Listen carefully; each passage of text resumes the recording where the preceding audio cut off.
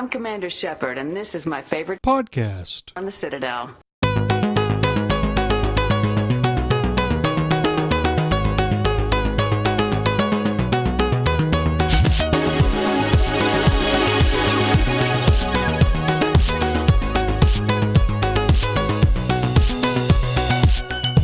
You are listening to Accidentally Casual, the gaming podcast equivalent of a nerdy boat being caught in a storm. My name is Minius of Minius GC, and with me is Tucker from Talking About Games. Hello. Tucker is a game designer, and I am a dude with a big voice who plays a lot of games. Together we podcast. Yeah.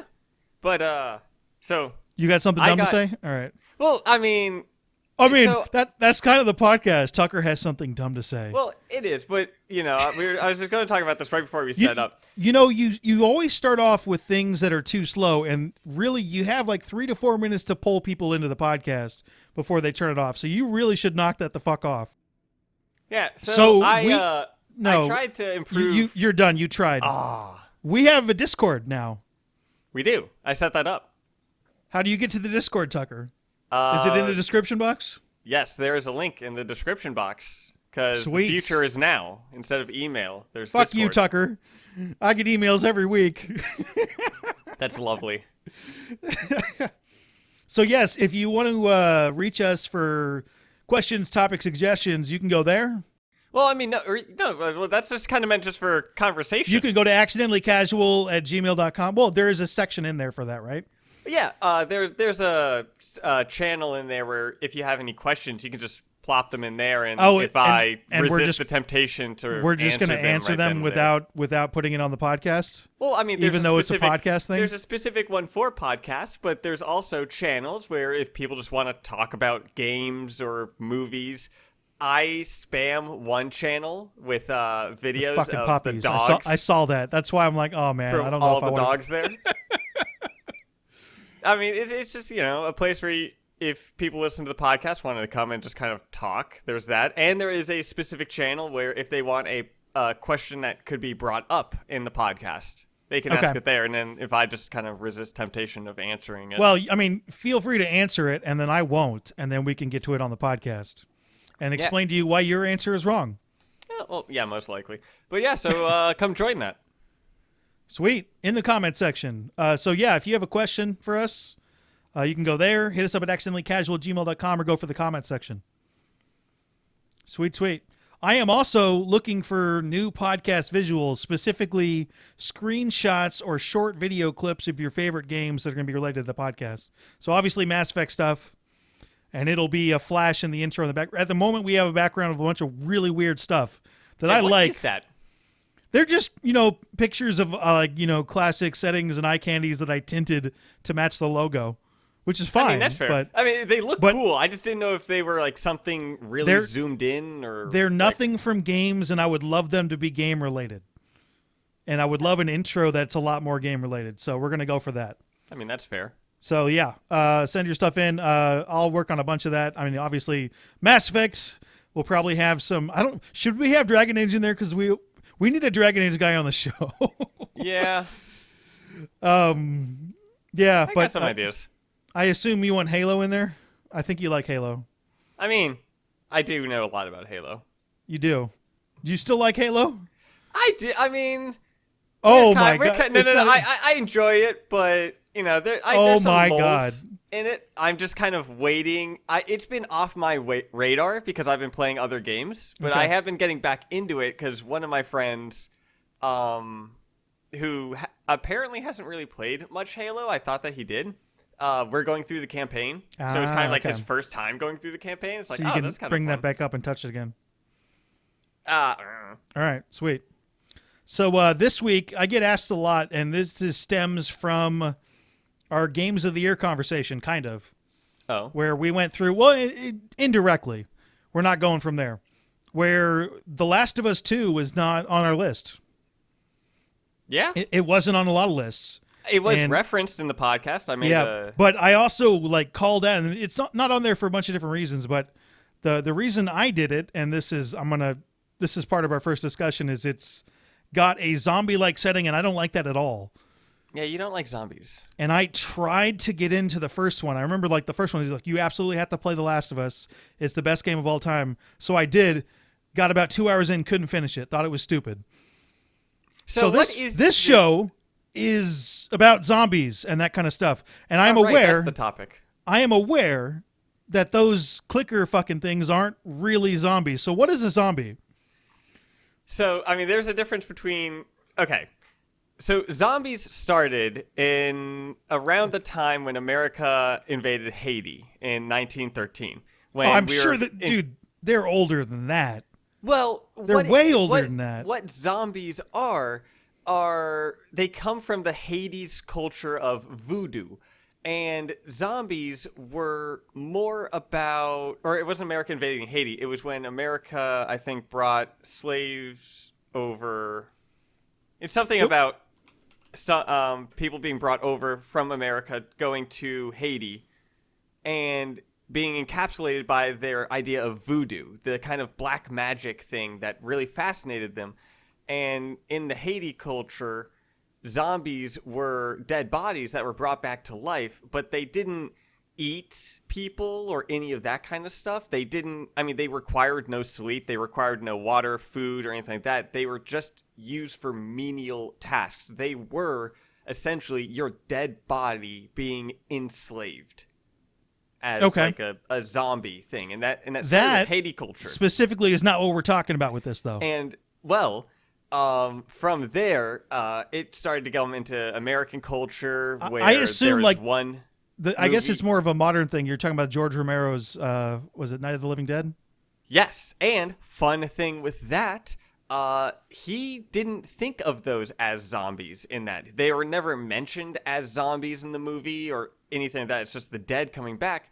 And Romero came out and said that in that first movie, he was seeing them more as ghouls rather than zombies. It's just kind of the culture of the dead people thing, and the Haiti culture of the reanimated corpse using menial tasks and stuff like that, that got merged in a bit. And then that kind of became more prominent in the sequel of Dawn of the Dead.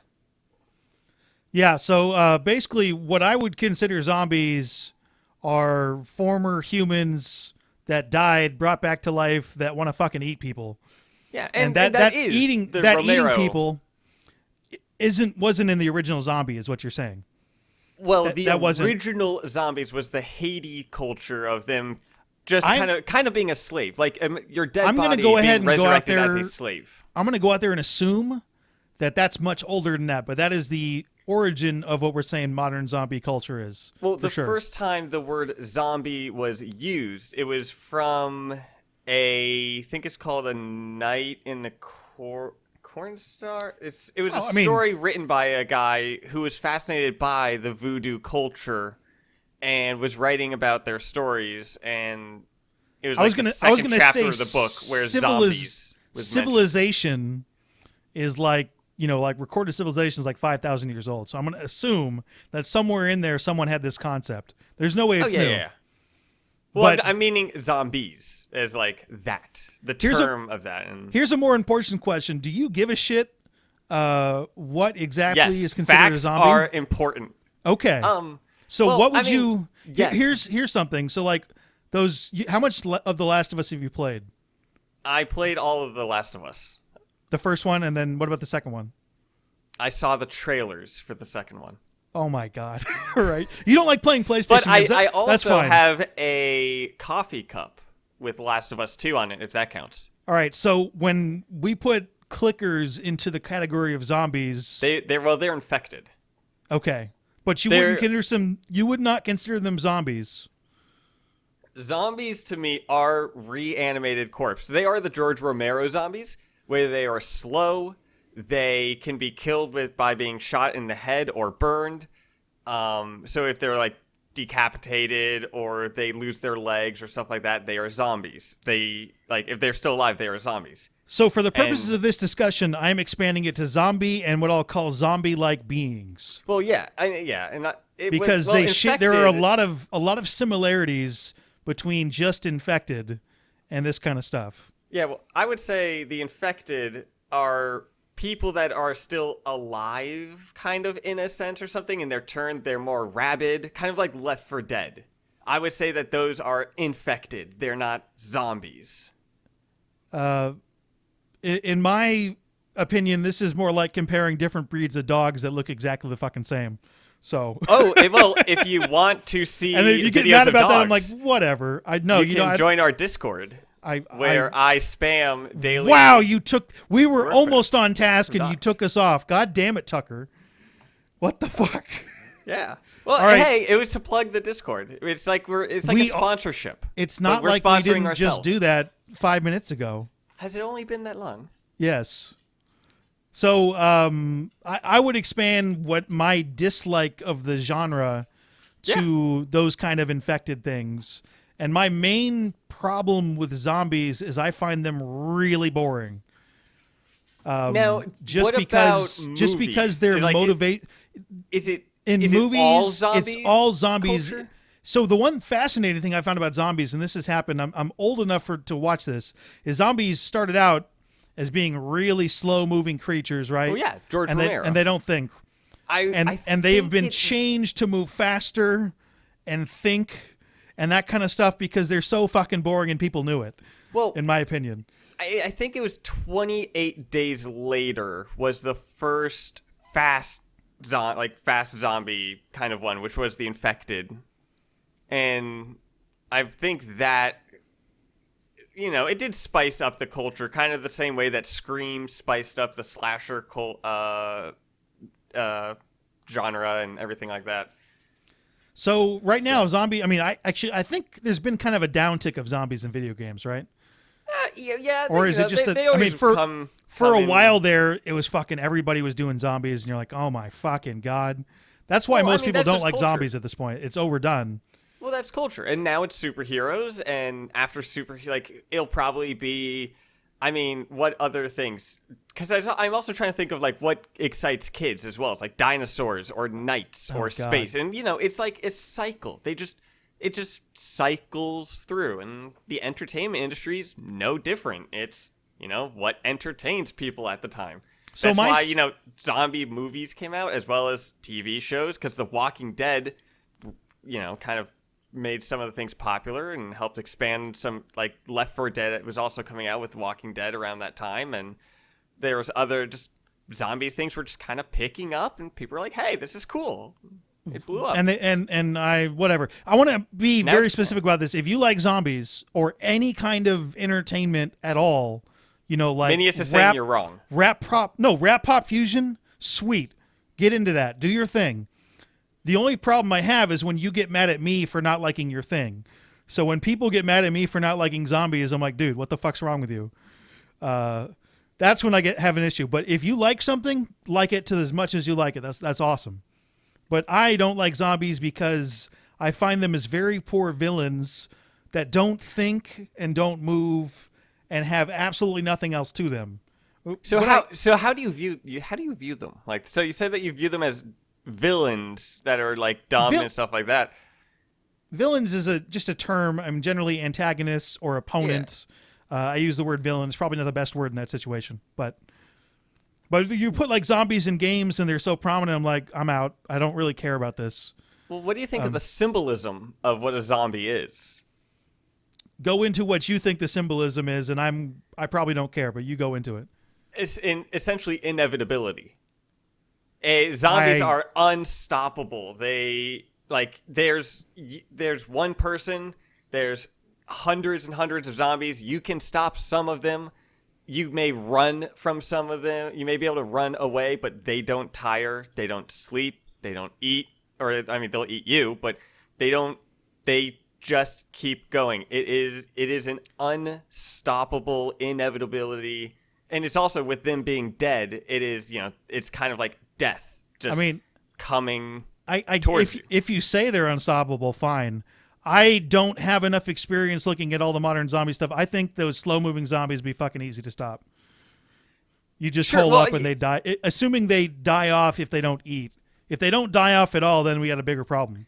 Well, zombies don't starve to death because they are dead. They do decay, so you would in essence, they would die if they don't replenish shit. Well, so that would they be their don't version. starve. They But essentially, but they would cease to function. they would would cease to function through decay. So if they decay all the way and no longer have a functional body, that would in essence be death on the part of that zombie, in my opinion. Yes. So they would starve Or just to death killing in the its same. brain. It would take a long time, but Yeah. Well, and depending on where you are, I mean, if you're in the middle of the equator, I think the body might decay a bit more than if you're somewhere where it's colder. so weird getting into facts of zombies. And I mean, you also have to think about some places with water. Zombies would go with that. I mean, let's be plain. Nobody has ever found a zombie before. They're not fucking real. No, so what do you mean? There's that guy in Florida. no, not a real zombie. I don't know. Come on, dude. He ate someone's face off. Doesn't mean he's a zombie. Just means he's a fucking psycho. Those are different, and that's more interesting. Bath Dude salts? who is a dude who gets crazy and tries to eat people. So, well, that sounds like infected. It's still no. I mean, like a real life dude, not infected, who gets crazy and tries to eat someone. How many times has someone like lost their mind to an infection and tried to eat someone?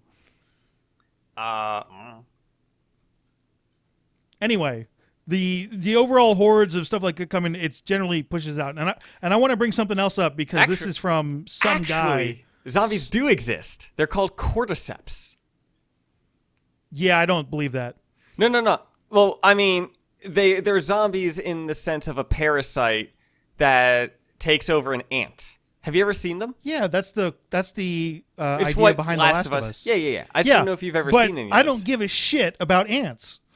Yeah, but that's actual, like... Zombies are humans, man. I don't care about fucking zombie ants. That's even more boring. That's even more boring. No. That's way more boring. Of cordyceps are mortifying. I don't care. They're fucking ants.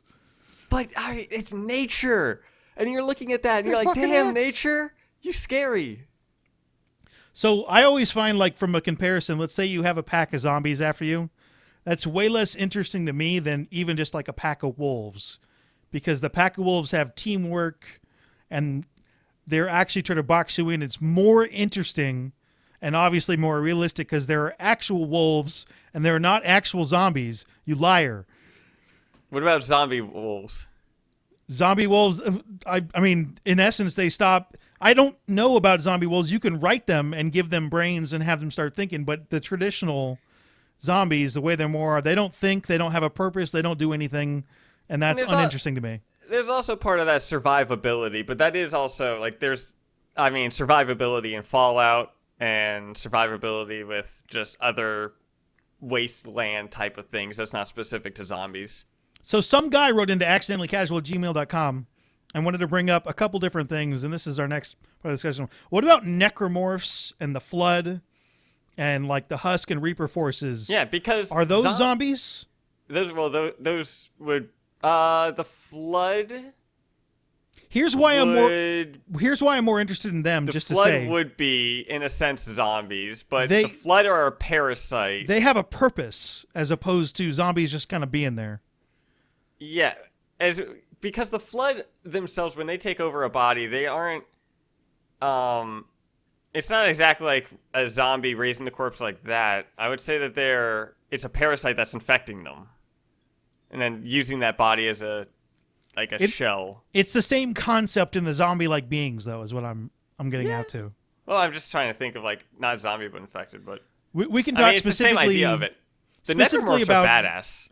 Specifically about Tucker, I'm going to say something. You're going to shut the fuck up. Husks and Reaper forces.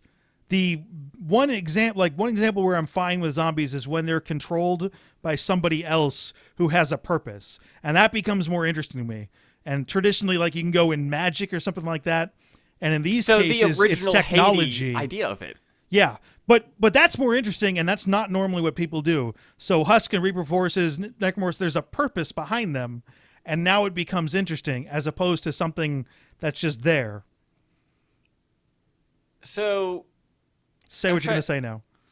I mean, with necromorphs, did you know that how they came up with concepts and models for the way the bodies were contorted or the way that they just looked? the horrificness behind them? No, and I'm not sure I'm going to care, but I think They people looked will. at car crash victims and World War I gas victims, Oh, I think. dude. Oh. And, I mean, when, people were looking at concept for stuff like that, like, there's some things. Yeah, some guy gets into like how there's lore behind those things, and it makes them more interesting. I'm more about if they have a purpose, or specifically someone trying to do something and using them as minions. That's more interesting, and I'm more okay with that, other than just having them way out in the future doing whatever they want. What about Not it really having a rather... purpose. I mean, what if it's just rather a focus on the human story and the zombies are just an element or an object that the person has to overcome? So that's the second part of why I don't like zombies. It's like a challenge. I don't believe, and this is, I have limited exposure to this kind of stuff. I don't believe human society would act the way any of those are portrayed.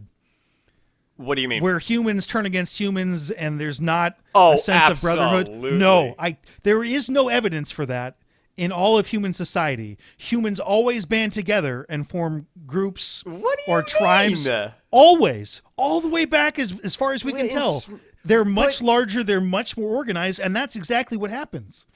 In They're not really small going for people's groups. throats. In small groups, but we like it. No, it I mean requires you get a tribes, and they get to like enough that they can move and sustainable. And there's a lot of evidence like that, and no evidence for the other thing, But except for in brief periods. A big reason why our society functions the way that it does is because we have the resources that can back up the way that our society. Like if something happens, if a world event that would collapse just all of this shit, and we would lose all those resources, people would absolutely. I mean, look at what's going on right now. Yes, with the but that is a group of people acting together, a larger group, just like everything Fighting else. other Just people. like, but still, But they're there is a fighting each sense other. of brotherhood. They're not fighting. There's not infighting and that kind of stuff.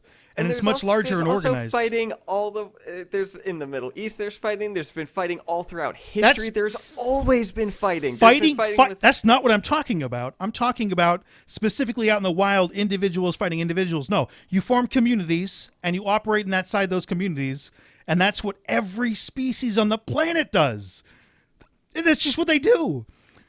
And it does not make sense to me the way that stuff breaks down, and people are into it. Because and I'm like, some groups will have people that want to rule over the other group I am aware in ways of the that. other group wouldn't want. But humans will band together for survival because you have a better chance of surviving as a group.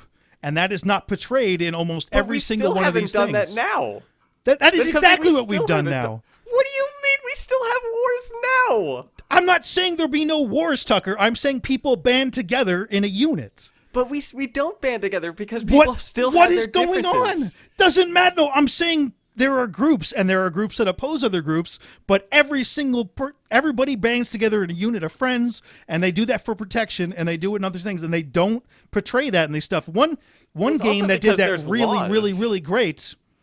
Well, why are there laws? Why are there laws in the first? You're not looking at it from a standpoint as a society. Look honestly? back. What about 10,000 years ago?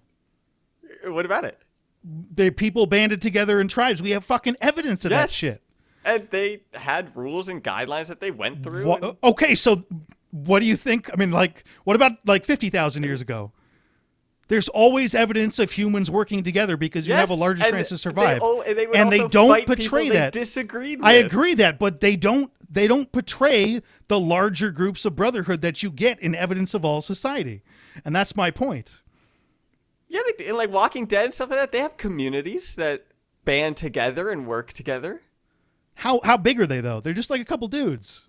No, they got like full community, like farms and whole like communities. How I mean, big, in though? some of the later, I Some of the stopped later stuff? watching after. But for I the think most the part, that sixth stuff, season? and I don't have enough experience with all this, and In I'm fact, sure I that actually they'll try to think get to that. I think the ending of the walk, because I think they're on their final season now. It is like a war going on between like 2 or 3 like communities. Which makes sense. But they usually don't do that. The But best when example that I society think, I'm going to talk and falls cut you right off. then and there. Like, But there's no evidence for what what you're saying with the little small like groups of like 3 or 4 people, and they immediately jump other groups of 3 or 4 people. That just doesn't happen. It's anarchy, though. That's all it is. Like, when society collapses and the laws are no longer something that get upheld. There will always be rules and laws according to organization. I mean, anarchy is literally impossible. Because there will always be rules between 1 and 2 people, whether or not they're written down or not. You're like, and they'll only be followed by those who want to follow it. There are absolutely people that be like, you know what? No, fuck you. Yeah. I'm not going to follow your rules. I'm going to make my own rules. That's fine, and they will lose to the people who group up and have rules. So they'll fight. Yeah, and they'll lose to the people who group up and have rules, and that'll be a very quick thing. That's the way it has always worked. But what if the single person is more violent than the group? Because you can have a group and have them be more pacifistic. Yeah, it depends on the kind of weapons you have. But if one dude or like 3 dudes bum rush 100 dudes, they're going to die. No, there's no way 3 people are beating 100 people. You are fucking out of your mind. What do you... 3 people are not beating 100 people. That beat the First of all, they didn't beat them. They lost. They all died. But they killed like tens of thousands of the immortals. That is crazy exaggerated. They probably killed some of them, but they all died. The Battle of Thermopylae? No, because they all died. Thermopylae? Yes, they sure, yeah, but they held them off. So for like 2 days. For like 2 days, they all died. That's a fact, Tucker. They all fucking died. Well, every single one of them died. That happened in what, 300 BC? It doesn't matter. They're all dead by now. They all died right within 2 days. Within 3 days, technically. They all died. Yeah, but you're like, it's amazing they held on there, but my point is they died. They lost, Tucker. Numerous other examples where a smaller group have held off a much larger force. But they usually die. Sure, usually the bigger number wins if they're on equal grounds like that, but they're okay. They're what about 3 versus 100, which is mainly what I'm talking about? I mean, I would again say it would depend. All right, you get 2 other people you want, and I'll get 100, and we'll fight, and you will all die. I mean, if you get 100 pacifists, and I get 2 spec op people, why would I organize 100 pacifists for a fight of survival? Well, that's the dumbest shit ever. It's just numerically, yes, that is an advantage, but it does break down onto the independent level. It's just, and I suppose it's more of philosophy, but I actually have evidence behind that, what I'm doing. What people will band together for survival. Fucking cows band together for survival. Prairie dogs band together for survival. It's in our genetics. This anarchy of little bits of 2 or 3 people, and one of them, sure, there'll be people who try to take control.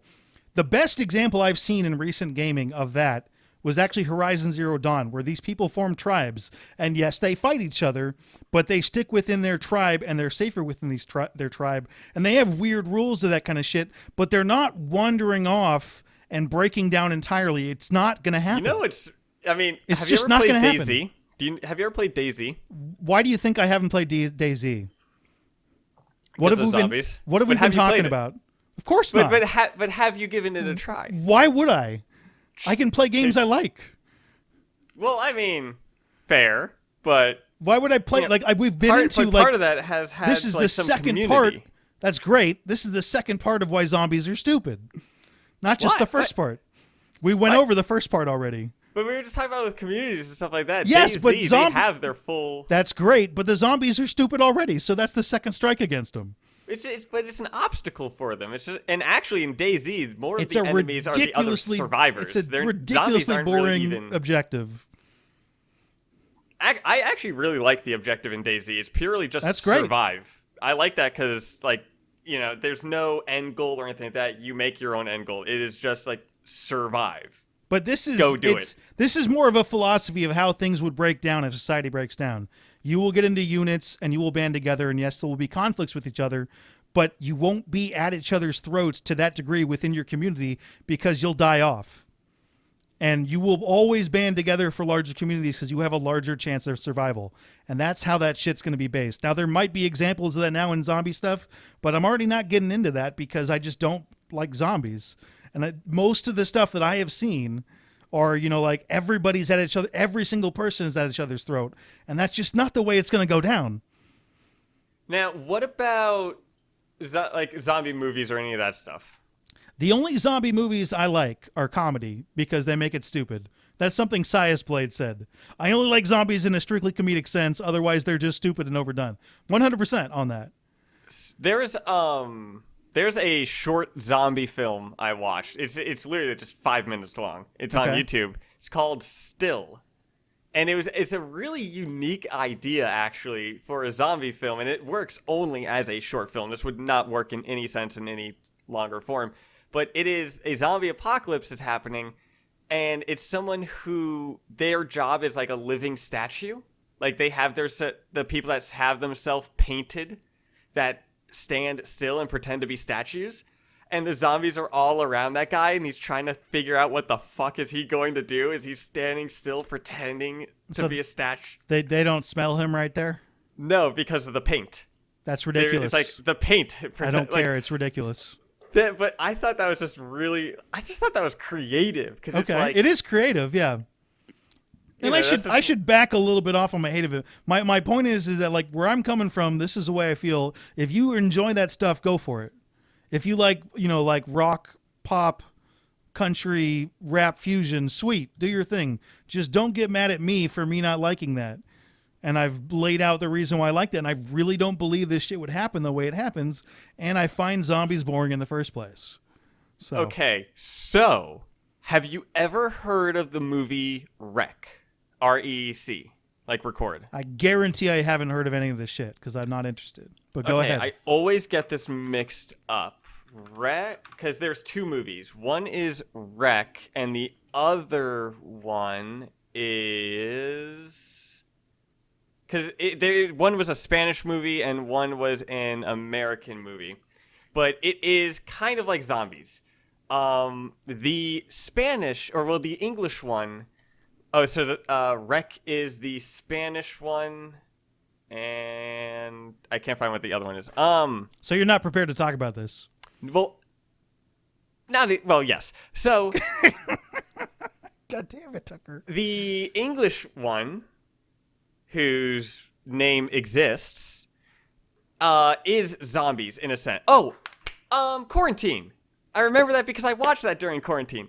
It takes place in an apartment complex. It's a found footage movie, and I am a sucker for those. I love those.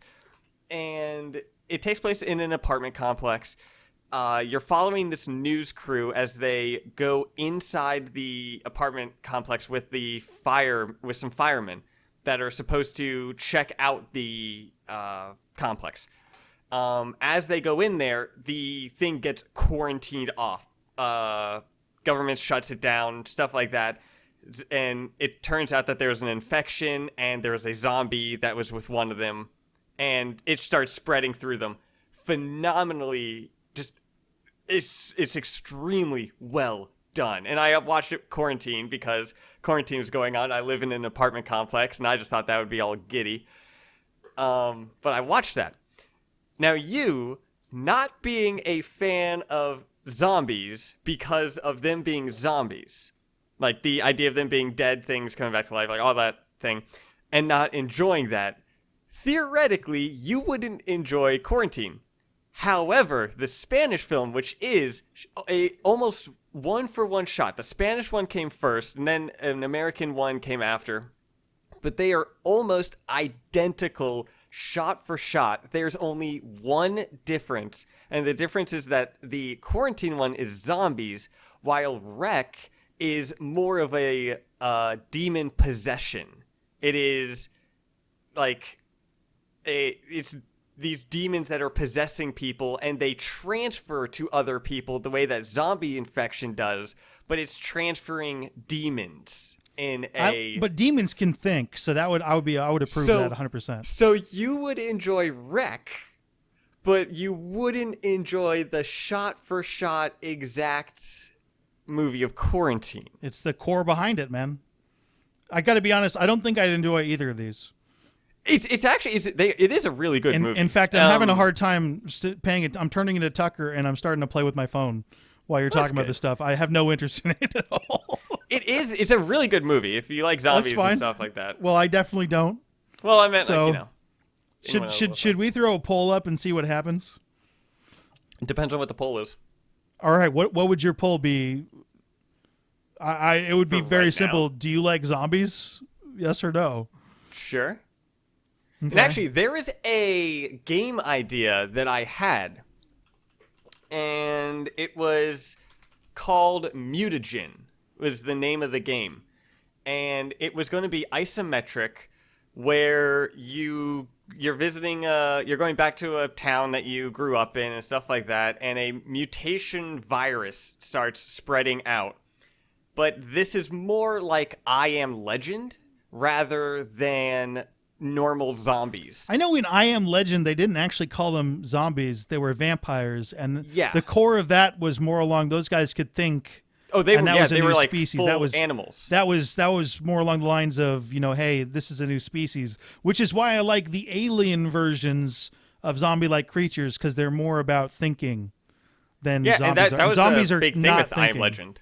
Yeah. Was like the fact that was the whole ending of it was Will Smith going like, Yeah, that was wait, these aren't senseless killing creatures. These are, like actual. They have their own thing, and the idea, like, I was gonna have a game similar to that where but they are a bit more like not as smart as the things in I Am Legend. But they wouldn't be able to go out in the sun, so your character would just be going, like, you'd go out during the day and try to get back at night because the sun would hurt them.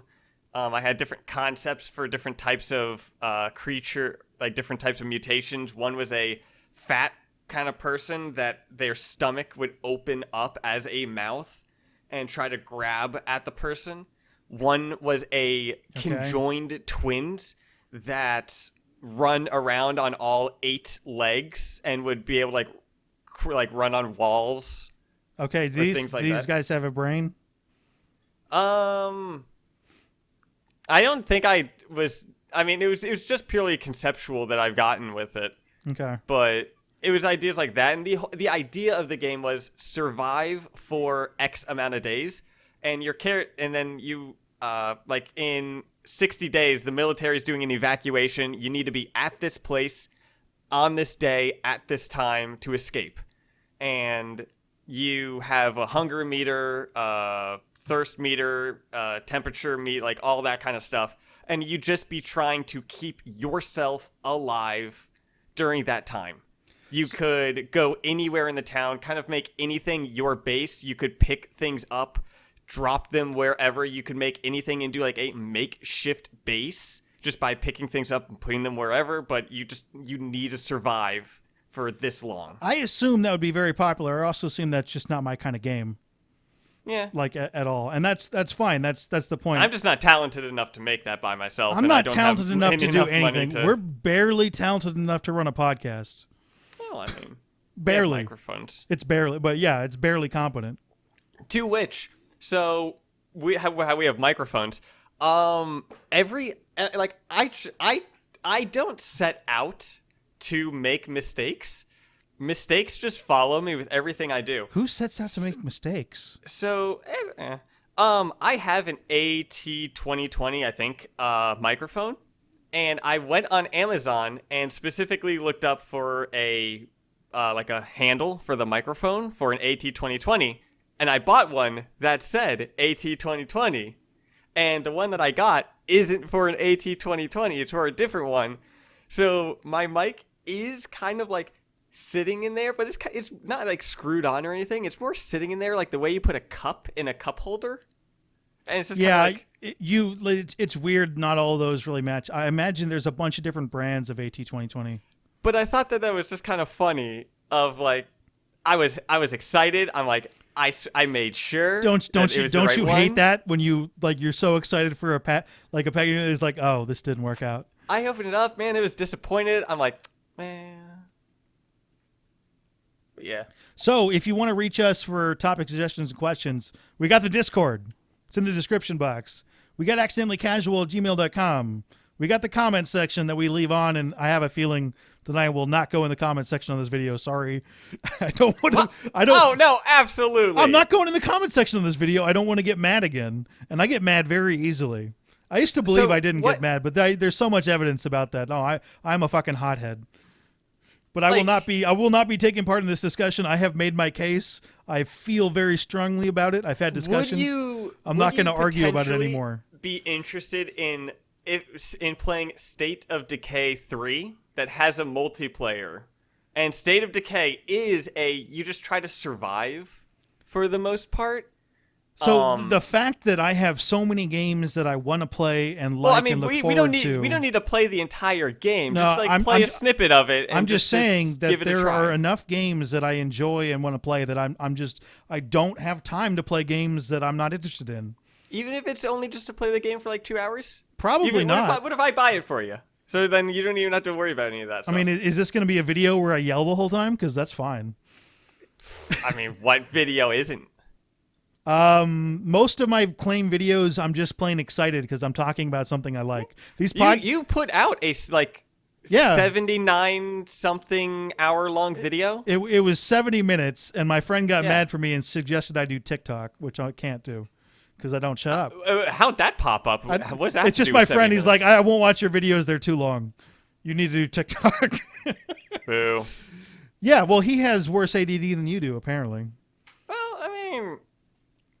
But the majority of my core videos are actually incredibly positive, and they're very organized, and these podcasts are the exact opposite. So you get the other half of my personality. Well, I mean, there's also... there's other factors in the podcast. That video is a lot cleaner than this. That's more along the lines of, I just answer a bunch of questions directly and you just kind of talked for like 70 minutes with I mean, I've talked for a lot of stuff. The things that I like, I get positive about. You have a personality that really sets me on edge, and that is what this podcast is. Aw, and I love you too, bud. You play up your personality on the podcast, and I play up mine, and that's the thing. Remember, I'll bring this up all the time. We hung out for like 3 days. Out in California, and there was none of this shit. It was perfectly calm. Well, I mean, there was the time when I straight up left the podcast when we were recording to go grab the Zest packet. But that was on the podcast. Well, yeah, that's my point. That was going to be before the podcast. That plays all that shit up. And frequently, you're like, dude, I apologize for getting so mad at you, and you're like, why? I don't care. Yeah, you're just like, why? But what you're working on another video, right? I'm working on like 3 at once, so they're moving a bit slower. Ooh, what videos? The first one is what the new Mass Effect game needs to work. The second one is a introduction to Mass Effect lore video. You're gonna have to wait for the damn video, man. I'm not giving it away. There is 12 points that the new Mass Effect game needs to be a success, in my opinion, obviously. Well, are you meaning on like a mechanic-wise, story-wise? Mechanics-wise, what's in the story, okay. what's behind so like the in scenes. Everything. Yeah. It's not very specific. The second one is Mass Effect lore introduction for someone who's going in to either play the series for the first time or replay the trilogy with the remaster. Haven't you already done a lore series of like all the races? Yeah, but this is specific, non-spoilers, nothing that they say in the games. More along the lines with the prequel book that actually came out first. Oh, so like stuff that happens before you play kind of lore video.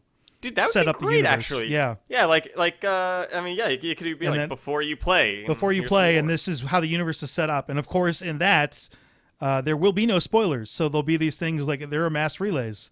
And people think that the Protheans made them.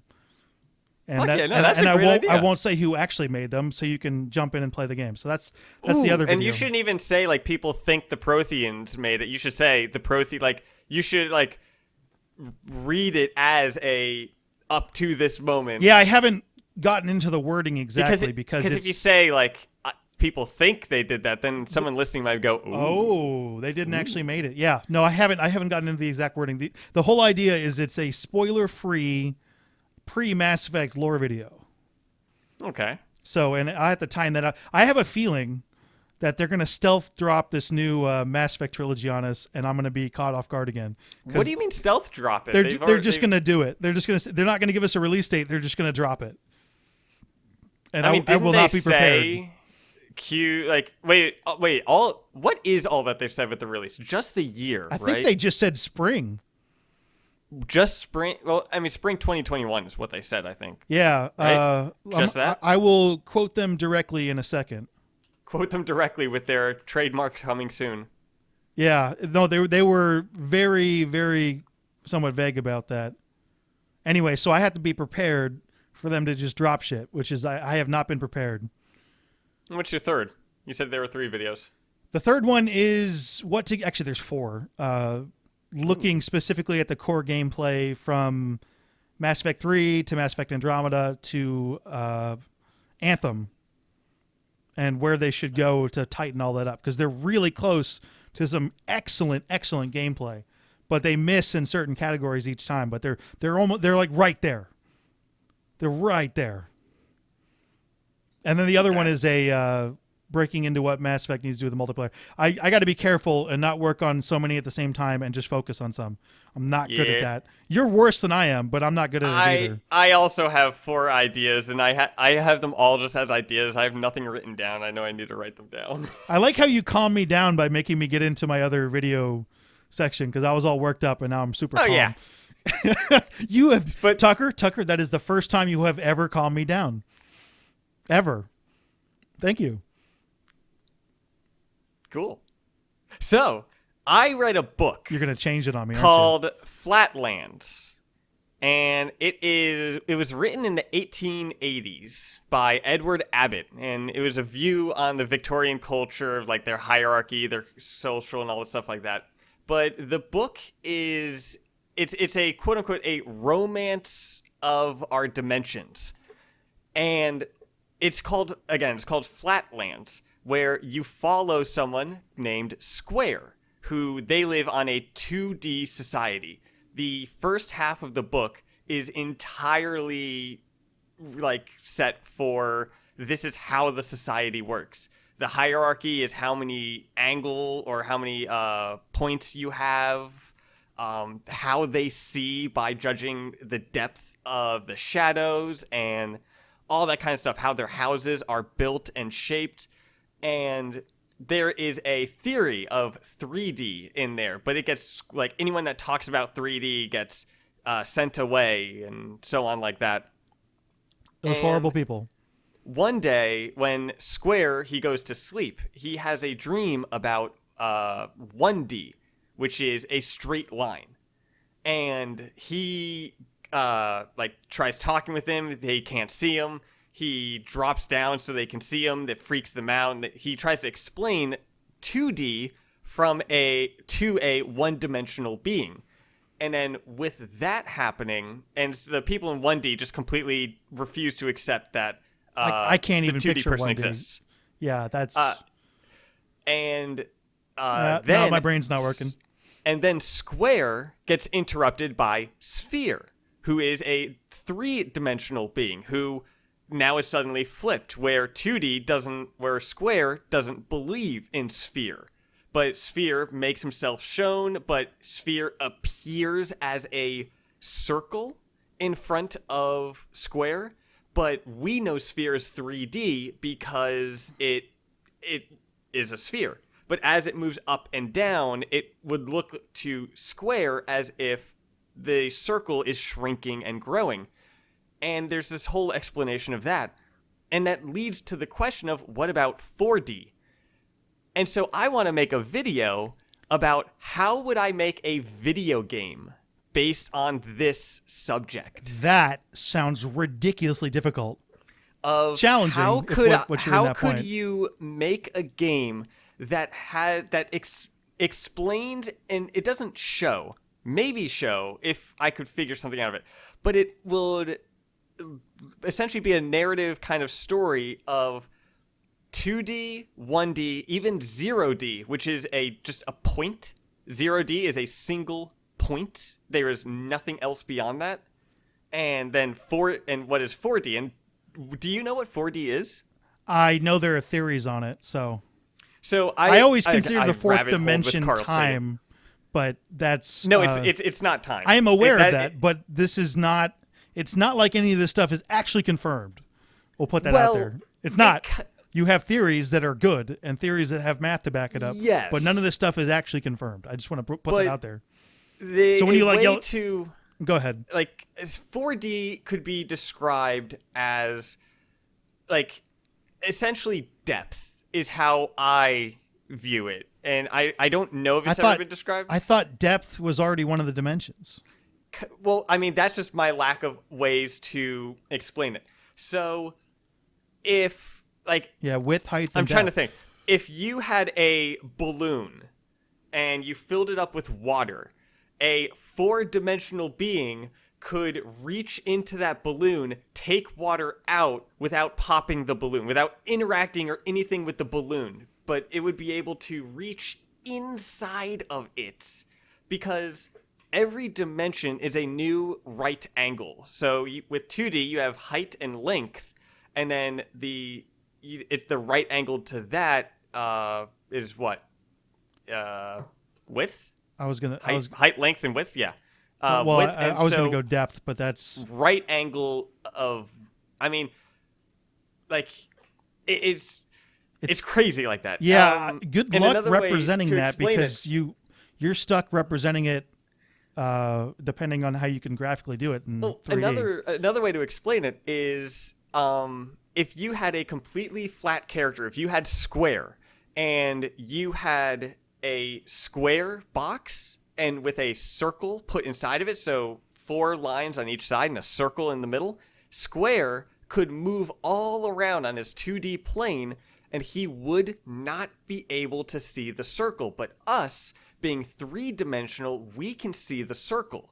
Now, in 3-dimensional, if you were to get a cube and put a sphere inside of it, we can look at all 6 sides of the square and not see the sphere. There is no way in our 3-dimensional being that we can see that sphere.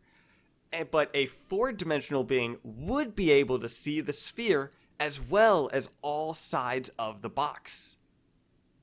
It's incredible. Like, yeah, well, I get what you're saying. Rabbit-holed. Like God, that's one of those things where your brain just like it's a concept that's new, so you can't do that. So that is one idea I have. Another idea is a why you should play, kind of like the one I did recently of why you should play Tetris. I saw you post a tweet that you're like, pick a number between 1 and 5 so I know what video to do. Did you end up following through with that? Well, I was, and then... Yeah, and then you changed your mind. I understand. No. Like, not only is it you doing that, I do that all the fucking time. One person gave me a number, and I was like, cool. And then another person gave me another number. Yeah, they gave you all different numbers. I'm like, this is... I knew kind of not... The second you do it, I knew it wasn't going to work. But it is why you should play Coffee Talk, and it's just kind of a one on that, which you talked on the show last week. Yeah, and Seeker is playing that right now. I learned, which makes me happy. So there's that. Another idea is breaking down all gaming genres and their subgenres. So, and as one video. So not just of, let's see. So name a couple specific genres that you would get into so people can get an idea of that. Well, there are things of action adventure, role-playing, simulation, strategy, sports. Like, I have my list here. Like, those are main genres, but all of those have sub-genres. Like, role-playing, there's tactical RPGs, JRPGs, monster tamers, MMORPGs. For action, there's stealth, battle royale, shooters. Even shooters have their own subgenre of first-person shooters, third-person shooters, arena shooters. So it's like a massive tree that turns into a blob, basically, because it all splits off and they all fit in there. Yeah, and it's just kind of an explanation of all those. Do you get into cross genres then too? What do you mean? Well, you have a third-person shooter melee action game. Well, I mean, I would just kind of explain. There would be a thing of like, there isn't one, like, a game can be multiple genres. This is just kind of what is a tactical RPG? This is what it is. Here's some examples of it. And then I may give some examples of a sandbox RPG I may give an example of like a stealth game and a shooter game, but there's like, well, Splinter Cell is both a shooter and a stealth game. But this is just what the stealth genre is. This is what a shooter genre is. Like, just kind of explaining that. And then other sort of, while those are like the main ones, there's also little subgenre ones of like trivia games, typing games, card collectible games. Just kind of things of that. And that is the third idea. And my fourth idea. Oh, you're still going. Well, yeah, because I got 4 ideas as well. Okay. Well, I thought you had 5, but. No. The fifth one was reroll. No one said 5. And the fourth idea is what would BioShock Battle Royale look like? And I think that would not be a good idea. Interesting. Like, I wouldn't want a BioShock Battle Royale. Oh, you're talking about I would want. You're talking about the game not being a good idea, but the video sounds like a good idea to me. But I think the concept could be cool. I think it could be cool. Do I want, because there's a new BioShock coming out, do I want them to spend time making that into a Battle Royale thing? No. I want BioShock to kind of be a single player focus, but here's a cool concept idea, and things of like the circle closing in could be areas of the map getting flooded with water and you having to get out of there. Like things like that, and just different ways of that plasmids would work and so on. Now I'm going to have to jump back in the comments section to see people's reactions to those. I got to avoid the zombie discussion though. I don't want to get into that because it's no one's gonna agree with it. By the way, the Twitter poll right now has more than 40 votes and it's 50-50. Oh, which man. is exactly what I was expecting. 50% of those are wrong. Well, yeah, and we both disagree on which 50% is wrong.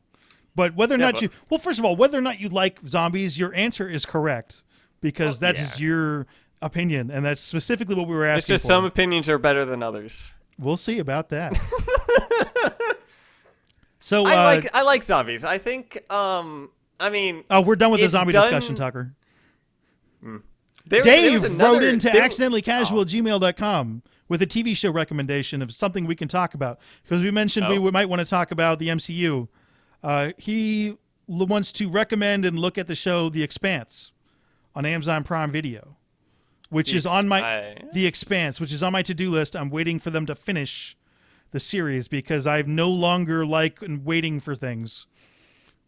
There is going to be a 6th and final season next year.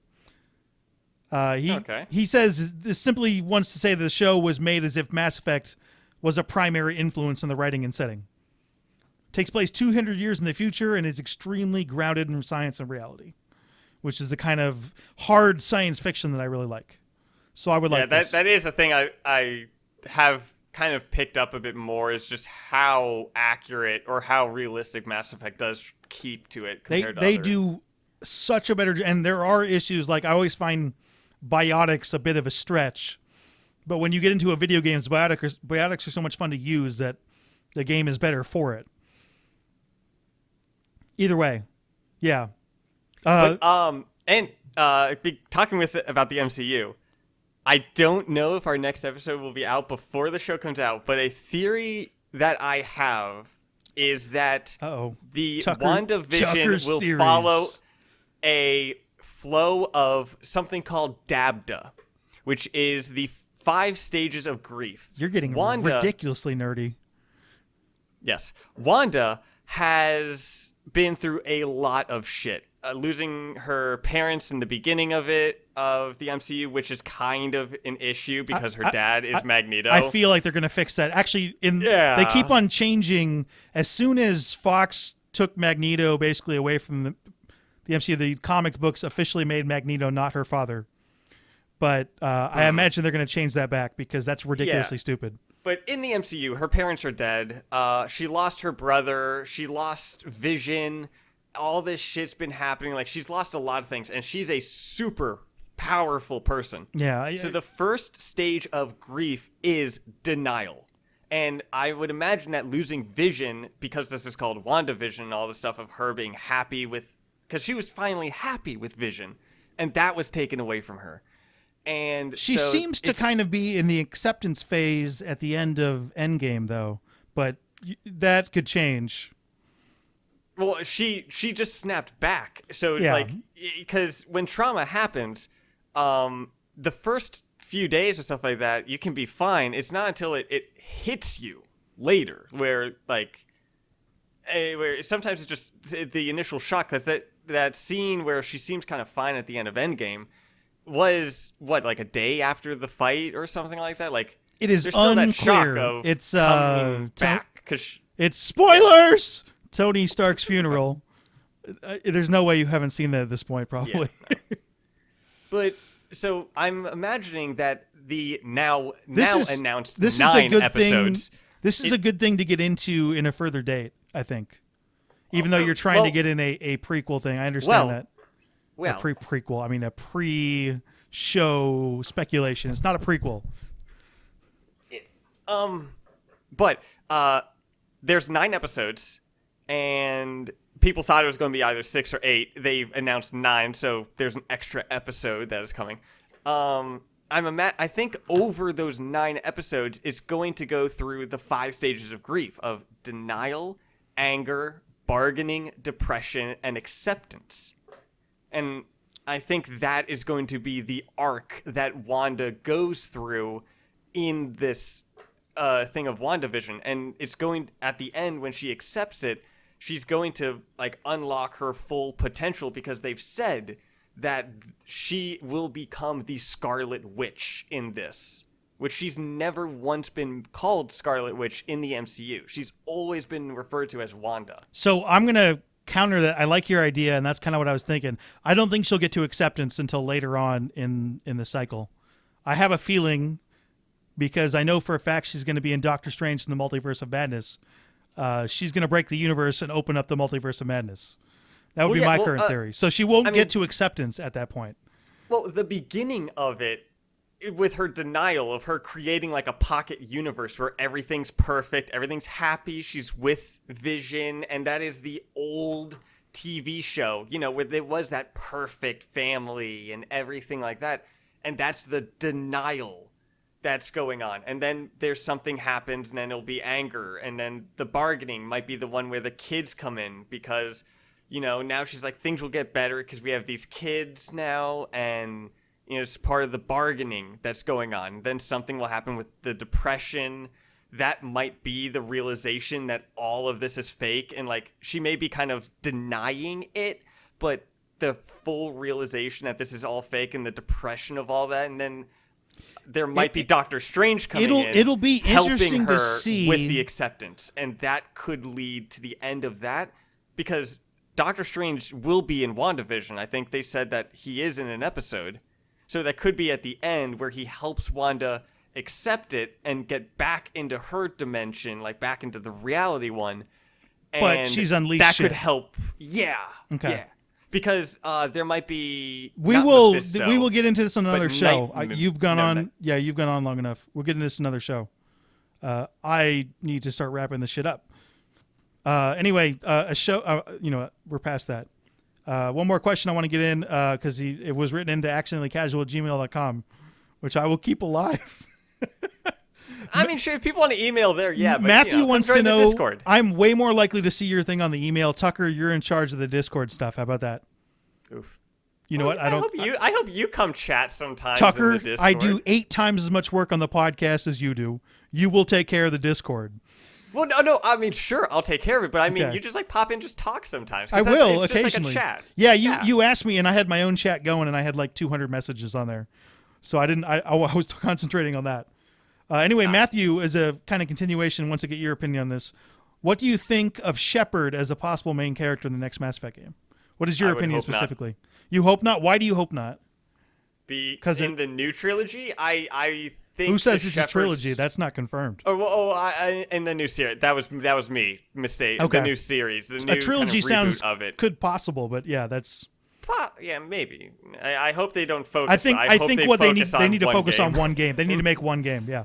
And they kind of did that with Mass Effect, with the first Mass Effect. Yeah. It's kind like that's kind of why they definitely didn't with Andromeda. They were trying to set up more stuff, And they focused on setting up more stuff instead of making one solid game. Yeah, which, was an oof. But, Shepard had his thing. Let the trilogy be what it is. Like, a new character is fine. Having a new character it's okay. I think we're both on know. the same page of that. If we were the creative director of Mass Effect, we would both have a new character, right? Yeah, I just feel like that really is the direction that I feel like there's a best. really good possibility that Shepard comes back just because of the buzz it creates. I mean, he might make an appearance. Absolutely. So you never played as a female, huh? It's a she.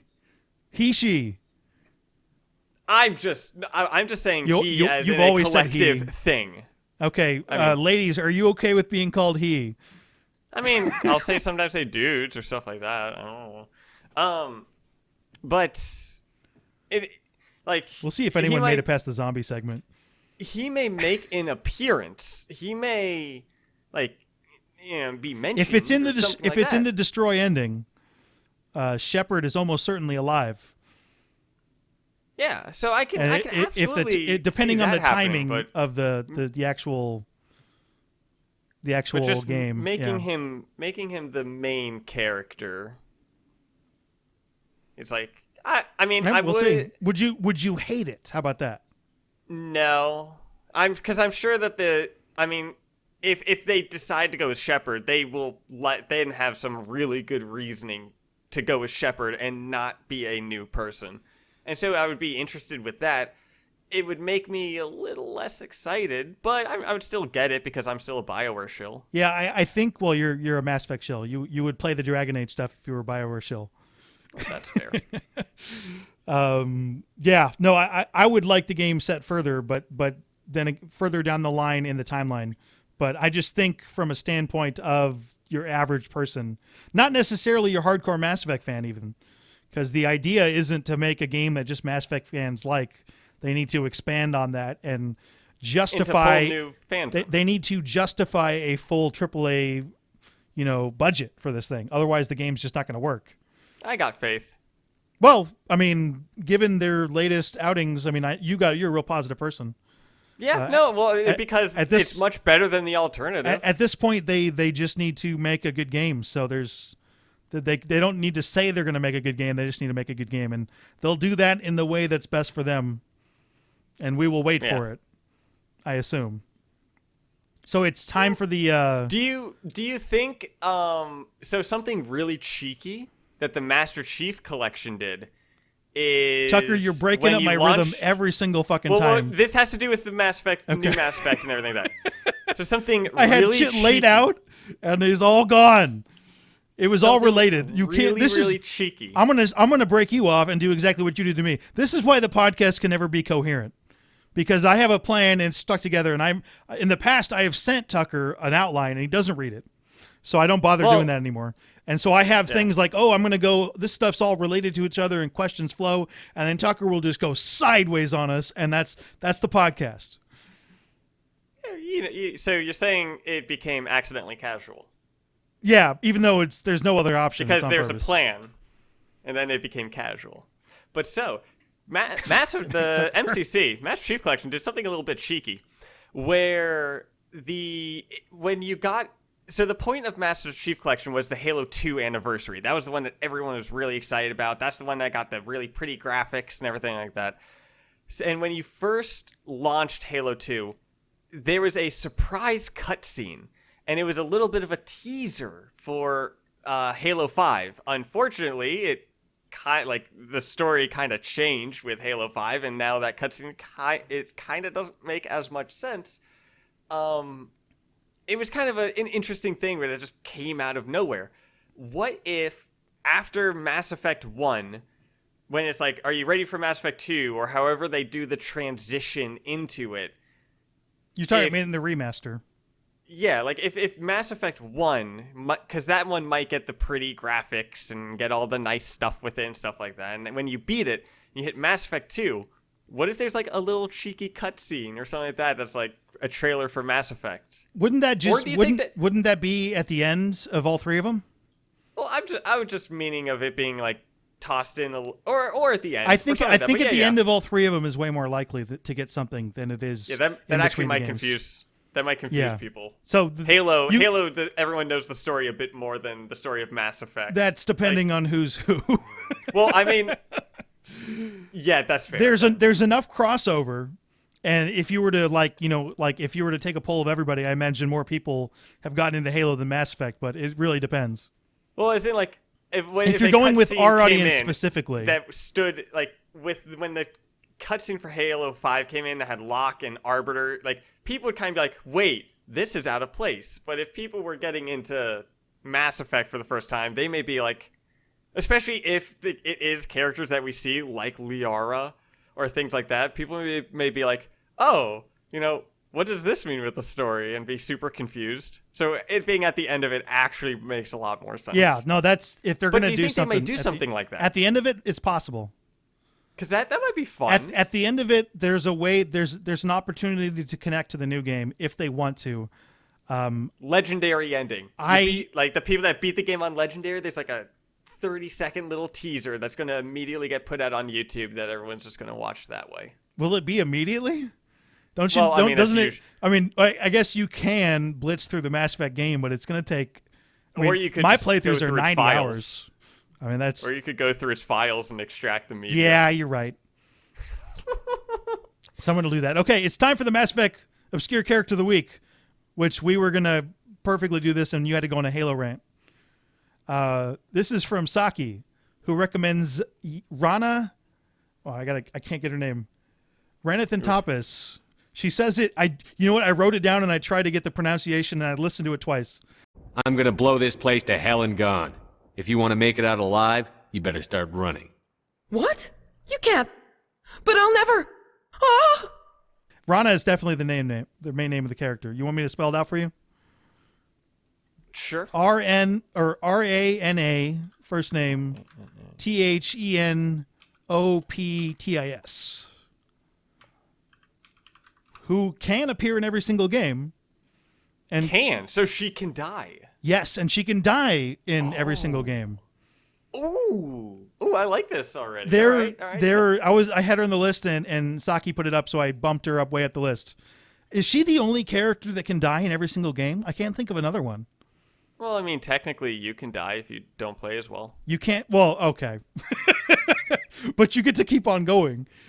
Oh, yeah. Yeah. Her first appearance is on Vermeer. Can Rex can get shot in the first one. But can he die in the second one? I don't think so. I don't think he can die in the third. Well, can he die in the third one? Because you can't take him with you as a squad mate. You can deny him the genophage and he gets pissed and doesn't help anymore. But I don't think he dies. But doesn't he fight? He fights you though. If you go against the genophage and he finds out stuff like that. You know what? I've never did that, so I don't know. Because I think he fights you, and you may kill him in a cutscene more than gameplay. Anyway, I dropped an audio clip somewhere because I don't want to wait this long to drop in her audio clip. So she's helping Saren make the Krogan, and you can kill her right there, or you can let her go. And I believe she helps Okir make Krogan if you let her go. And then if you let her go again, she's indoctrinated and starts killing people. So, man, she's just living a hard life. So I remember like the first time I let her go because I was being nice, and the second time she's like, dude, you're doing this again. So I just shot her. She's just trying her best. Just like, I don't think she is. Anyway, she's actually the one behind it all. You want her to be the main villain? I mean, she doesn't make it through Mass Effect 3. Like, not many people do. I don't think it's possible to get her through Mass Effect 3. No. I'm meaning like she's behind all the bases and stuff because how you're like, man, you keep appearing. Yeah, no, at these Krogan facility. She does not help you at all. Anyway, so even if you keep her alive through all of that, and can you save her in Mass Effect 3 or does she have to die? Because if you can, like, I think she has to die. Does she count towards the final, like, that battle readiness if you somehow kept her alive for all three as, like, 1 point? I assume she's indoctrinated and there's no unindoctrinating. maybe a good hit to the head. Like, if someone gets knocked out, can they be unindoctrinated then? Like, if they lose consciousness and then regain it? I don't think so. Has that been tested? Do they just kill the people? Do they not test, like, other ways? I'm looking up for stuff. They never solved indoctrination. So, which I think they needed. That would have made the ending so much better if they were able to actually break it. But then again, whatever. We're not getting into Mass Effect 3 endings there. Anyway, I wanted to. This is somewhat related to who I wanted out there. Captain Kirahei, who does not officially qualify. And I put out a Twitter poll. The reason I wanted to qualify him is because I wanted to put his speech in, and I'm going to do that at the end of the podcast anyway, because I realized I'm in charge. And there's always something at the end of the podcast, but that's his speech will be at the end of the podcast. But yes, I did a poll, and it was almost 50-50. But I think that is because most people play the second and third games a lot more than the first game, because he's right there in the first game. Yeah, but I wouldn't say that he's an obscure character, though. Yeah, he's not. I would say he's not obscure enough. Because, just because he's only in one game, I mean, that whole hold the line and that speech was equally inspiring, and it made me giggle because he's got such a high-pitched voice. The Reddit or the Mass Effect community on Reddit, they love that. They love that line. No, it's great. So leading into what we're going to talk about next week, and this is going to take a couple weeks.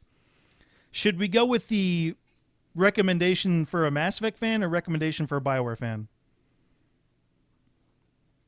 BioWare. Mass Effect? I'm leaning towards Mass Effect because that's kind of specifically what we do. Because you open it up to BioWare, there's a bunch of different BioWare games, and they're very different. But Mass Effect's kind of specific. Sure, Mass Effect. All right, so we want your recommendations for a non-BioWare Mass Effect game. As in, and I will put together the exact wording in my tweet, but basically it is your recommendation to a Mass Effect fan of a particular game, and that is the game that they would like the most, that a Mass Effect fan would like the most that's not made by BioWare. And you can bonus points if it is obscure. If it's like Tucker wants it to be obscure, you are not limited to one nomination. In fact, I encourage many nominations. Oh yeah, no. And then what we're going to do recommend as many games. is we're going to have a huge Twitter tournament.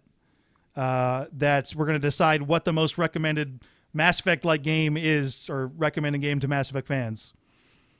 And actually, there is a gaming channel on the Accidentally Casual Discord, so you can go there. Yeah, look at that. But yeah, like you can also write into accidentallycasual@gmail.com, or you can go to the comment section. If it's like a game that everyone knows and stuff like that, like I get you're not into that. There are two that are contenders and one that I'm pretty sure is going to win.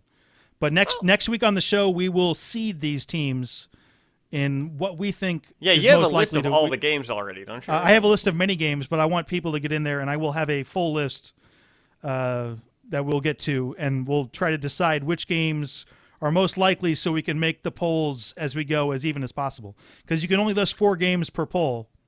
So basically what we're going to do is we're going to have a quarterfinals where we'll have which of these 4 games would you recommend to a Mass Effect fan, most recommend to a Mass Effect fan. And the top 2 will move on to the next round. Cool. That's how we'll run it. And then we'll discuss them over the course. This might take several months depending on how many games we got, but it should be fun. So yeah, we're on Twitter. I'm at MiniSGC. Tucker is at Appy Tucker. If you don't want to follow us on Twitter, we will update what's going on in that poll every week on the podcast. So, and that podcast comes out weekly, usually towards the end of the week, but always at 9 a.m. Pacific, noon Eastern, 5 p.m. in the UK, and 4 a.m. on the East Coast of Australia the next day. But this has been episode 21 of the Accidentally Casual Gaming Podcast. There's only 360 days till 2022, so you can hold on. Yeah, well, 2021's already been absolutely wild. So just wait till 2022; it'll solve everything. I mean, everyone's like, "Oh, 2020 is bad," and then within the first few days of 2021, the floor of Congress looks like a Skyrim bandit camp. That was always going to happen. Maybe not the Congress thing, but 2021, we're still in the exact same spot. So, good luck. But we'll be back next week.